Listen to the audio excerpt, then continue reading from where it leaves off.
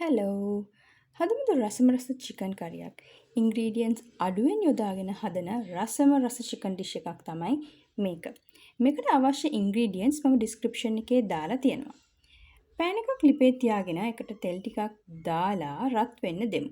අපිට මේ වැඩේට ලූණු ගෙඩි දෙකක් ඕනේ. ඒක සිහින්ව කපාගෙන රත් වෙච්ච තෙල් වලට දාලා අපි මේක හොඳට බැද ගන්න ඕනේ. ටිකක් golden brown color එක වෙනකම්. මෙන්න මේ ගානට බැදුනට පස්සේ අපිට පුළුවන් ඒක තාච්චියේ පැත්තකට කරලා තෙල් ටිකක් බේරගන්න. ඊට පස්සේ අපි ඒක ටිෂු එකකට මෙන්න මෙහෙම අයින් කරගමු.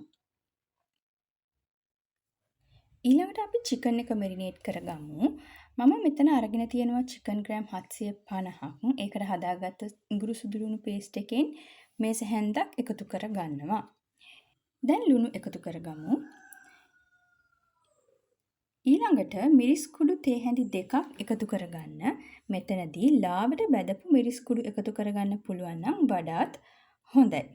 ඒකෙන් චිකන් එකට ලස්සන පාටක් එකතු කරගන්න පුළුවන්. දැන් 3-5 තේ හැඳක් එකතු කරගමු. ගරම් මසාලා මේස හැඳි දෙකක් එකතු කරගෙන තියෙනවා මෙතනදී. ගරම් මසාලා නැත්නම් සූදුරු කොත්තමල්ලි කුඩු එකතු කරගන්න පුළුවන්. එහෙම නැත්නම් බිරියානි මසාලා ටිකක් වුණත් එකතු කරගන්න පුළුවන්. ඊළඟට කර්ඩ් මේස හැඳි දෙකක් එකතු කරගන්න. ඊළඟට අපි මුලින් බැදගත්ත ලූණු ටික හොඳින් අතින් පොඩි කරගන්න ඕනේ. මෙන්න මේ වගේ පොඩි කරගන්න. දැන් මේකත් චිකන් එකටම එකතු කරගන්න ඕනේ. ඊට පස්සේ අපි දෙහි ගෙඩියක දෙහි යුෂ මේකට එකතු කරගමු. ඊට පස්සේ හොඳින් කලවම් කරලා පැයක් විතර මැරිනේට් වෙන්න දෙන්න ඕනේ. මේ තියෙන මේ විදිහට මැරිනේට් කරගත්ත චිකන් ටික. ඊළඟට අපි මුලින්ම ලූණු බැදගත්ත තෙල් එකට මේ මැරිනේට් කරගත්ත චිකන් එක එකතු කරගමු. මේ විදිහට එකතු කරලා විනාඩි 15ක් 20ක් වගේ කාලයක් මේක උයා ගන්න. මෙතනදී වතුර එකතු කරගන්න එපා.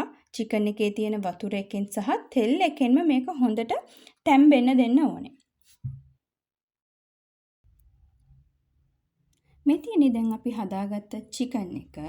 මේකට අපි අර මුලින් කරා වගේ ලුණු ගෙඩියක් හීනියට කපලා ගැඹුරු තෙලේ බෙදලා අතින් පොඩි කරලා මේ විදිහට එකතු කරගන්න.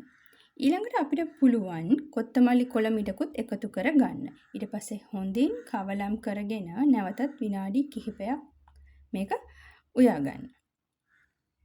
දැන් අපේ චිකන් එක හදලා ඉවරයි. ඔයගලන්ට පුළුවන් රොටි, පරාටා, රයිස් ඕනම කෑමක් එක්ක මේ චිකන් එක සර්ව් කරන්න. ඔයාලත් මේක try කරලා මේකේ රස කොහොමද කියලා අනිවාර්යයෙන්ම කමෙන්ට් එකක් දාගෙන යන්න.